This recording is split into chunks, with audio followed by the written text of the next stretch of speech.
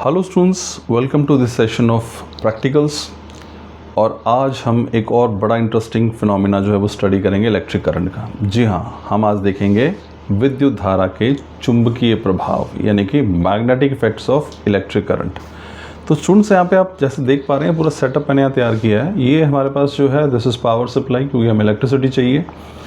और इलेक्ट्रिसिटी अब ये वायर से होती हुई जो यहाँ पे मैंने मैग्नेटिक कंपस यहाँ पे रखा है, इसको हम हिंदी में दिक्सूचक भी कहते हैं। तो ये कंपस जो है फ़िलहाल इसमें पावर सप्लाई ऑन नहीं है, तो आप देख रहे हैं इसकी जो नीडल की हमारे पास देखेंगे वो एक जगह प्रॉपर अलाइनमेंट हो रखी है, यानी कि उसकी सुई जो एक जगह भी है हमारे पास, है ना।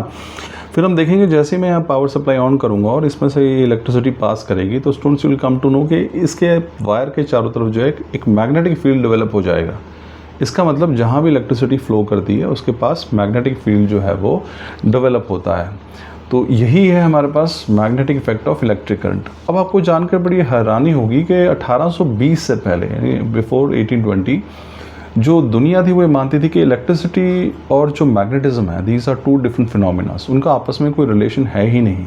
लेकिन 1820 में जब ऑस्टर्ड नाम के जो वैज्ञानिक थे, साइंटिस्ट थे, उन्होंने जब एक्सपेरिमेंट किया तो उन्होंने बताया, और वो भी ऐसी स्टडी कर रहे थे, वायर थी वहाँ पे, साथ में कंपस पड़ा था। तो जैसे ही वहाँ पे इलेक्ट्रिसिटी यानी पावर सप्लाई ऑन हुई तो ऑस्टर ने नोट किया कि वो जो नीडल है कंपस की उसमें डिफ्लेक्शन आ गई, यानी वो मूव करना शुरू कर गई।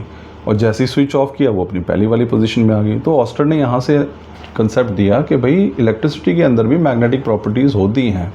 और यही हम आज एक्सपेरिमेंट में समझेंगे कि जहाँ से भी अगर किसी कंडक्टर में यानी किसी वायर से अगर इलेक्ट्रिसिटी फ्लो कर रही है तो उसके अंदर उसके आसपास जो है इर्द गिर्द जो है मैग्नेटिक फील्ड प्रोड्यूस होता है। और वही तो यहाँ पे आप देखिए ये पावर सप्लाई है और यहाँ पे मैंने कंपस लिया है और मैंने इस कंपस के ऊपर वायर लपेट रखी है। तो जैसे ही मैं पावर सप्लाई ऑन करूँगा तो ये जो नीडल है वो डिफ्लेक्ट हो जाएगी। इसका मतलब इस वायर के अंदर इलेक्ट्रिसिटी आते ही मैग्नेटिक प्रॉपर्टीज़ आ गई हैं। तो स्टूडेंट्स अब देखिए मैं स्टार्ट करता हूँ। आप देखेंगे यहाँ पे नीडल बिल्कुल एक खास डायरेक्शन में अलाइंड है।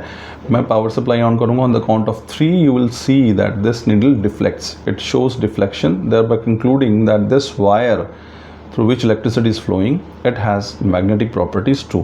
तो ये जो तार है मैं जैसे स्विच ऑन करूँगा मैं 3 तक गिनूँगा और इस वायर के अंदर आप देखोगे कि ऑन होते ही जब इलेक्ट्रिसिटी फ्लो करेगी तो इस वायर के अंदर जो है वो मैग्नेटिक प्रॉपर्टीज आ जाएंगी और नीडल डिफ्लेक्ट करेगी। So on the count of 3 1 2 3 देख रहे हैं आप लोग, ये देखिए ये नीडल डिफ्लेक्ट हो गई। अब इसमें से पावर सप्लाई जा रही है, जो वायर आप देख रहे हैं यहाँ पे इसके अंदर से इलेक्ट्रिसिटी मूव कर रही है और ये इसलिए नीडल डिफ्लेक्ट हो गई। मैं फिर से पावर सप्लाई को ऑफ करता हूँ, देखिए फिर से वो पुरानी पोजीशन पे आ जाएगी। ये मैंने पावर सप्लाई ऑन की 1 2 3, ये देखिए नीडल फिर उसी पोजीशन पे आ गई है।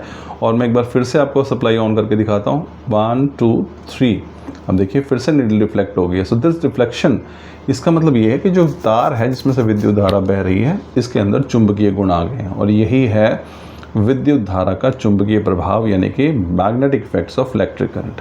ये पावर सप्लाई ऑफ, फिर से नीडल उसी पोजीशन में अलाइन हो गई है और जैसे ही मैं फिर से ऑन कर दिया तो ये फिर से डिफ्लेक्ट होना शुरू हो गया। तो स्टूडेंट्स ये था हमारे पास magnetic effect of electric current. I am sure आपको प्रैक्टिकल समझ में आया होगा। Thank you.